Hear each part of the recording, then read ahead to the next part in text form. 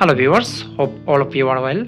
In this video I will show you how to remove HP M22f 22-inch FHD IPS Monitor Stand.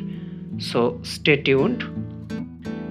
If there is any problem with the monitor, in this case it is necessary to take it to the service center.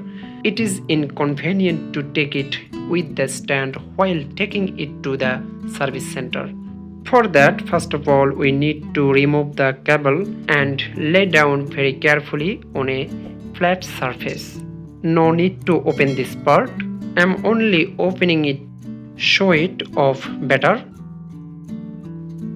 This one is main lock. After completely lay down, place one hand on the stand and press the lock with the other hand and pull with the upper hand. It will open easily. You see this, just press, looks like this, and set it again. Thank you so much for watching this video. If you have benefited from this video, please don't forget to like, comment, share and subscribe. Thank you.